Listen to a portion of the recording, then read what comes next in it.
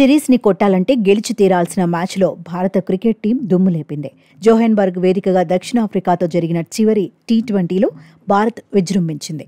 ఆతిథ్య జట్టుకు ఘోర పరాభవాన్ని మిగిల్చుతో అటు బ్యాటింగ్ ఇటు బౌలింగ్లో రఫాడించేసింది. ఆడుతోంది సౌత్ ఆఫ్రికాతోనేనా లేక ఏ చిన్న జట్టుతోనా అనేంత రేంజ్లో ఆల్రౌండ్ ప్రదర్శన చేసి కప్పును గెలుచుకుంది. దీంతో సొంత గడ్డపై దక్షిణాఫ్రికాకు మరో చేదు అనుభవం ఎదురైంది.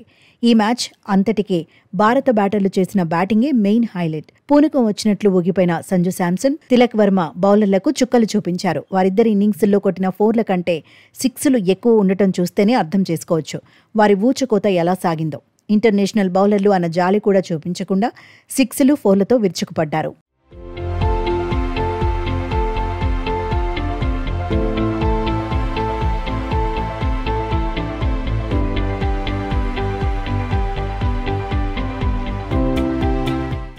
టీమిండియా 20 ఓవర్లలో వికెట్ నష్టానికి 283 పరుగుల భారీ స్కోరు చేసింది. ఇది భారత్కు టీ20లో రెండో అతిపెద్ద స్కోర్.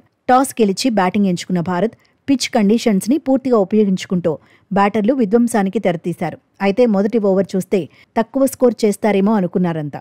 సౌత్ ఆఫ్రికా టీం అంతా కూడా ఆనందంగా ఉంది. మొదటి ఒక్క ఓవర్ మాత్రమే, తర్వాత మొదలైంది సౌండ్. అటు అభిషేక్ వర్మ తనదైన విధ్వంసంతో 6లు 4లతో విరుచుకుపడ్డాడు.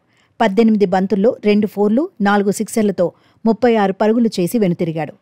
ఇక్కడి నుంచి ఇండియాను కట్టడి చేద్దామనుకున్న ఆతిథ్య టీంకు తిలక్ వర్మ ఎంట్రీ ఆ అంచనాలు తలకిందులయ్యాయి. కేవలం 47 బంతుల్లో 9 4లు 10 6లు బాది 120 పరుగులు చేసి నాటౌట్గా నిలిచాడు.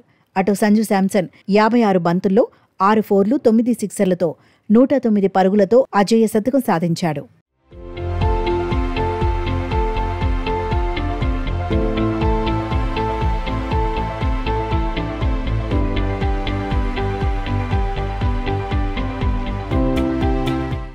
అయితే వీరిద్దరి సెంచరీ సెలబ్రేషన్స్ కూడా ప్రత్యేకంగా నిలిచాయి. సంజు ఎప్పట్లాగే సెంచరీ తర్వాత తన కండలు చూపిస్తూ సెంచరీని సెలబ్రేట్ చేయగా, తిలక్ వర్మ మాత్రం కాస్త డిఫరెంట్గా సెలబ్రేట్ చేశాడు. దీంతో అసలు తిలక్ ఆ విధంగా ఎందుకు చేశాడు, దానికి అర్థం ఏమై ఉంటుందబ్బా అని ఆలోచనలో పడిపారు క్రికెట్ లవర్స్.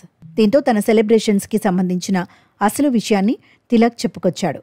తాను ఒక చేతిని తన చెవి వద్ద, మరో చేతిని ఆకాశం వైపు చూస్తూ ఎందుకు సెలబ్రేషన్స్ చేశాడో వివరించాడు. తాను గతేడాది ఇదే మైదానంలో తొలి బంతికే డకౌట్ అయ్యానని గుర్తు చేశాడు.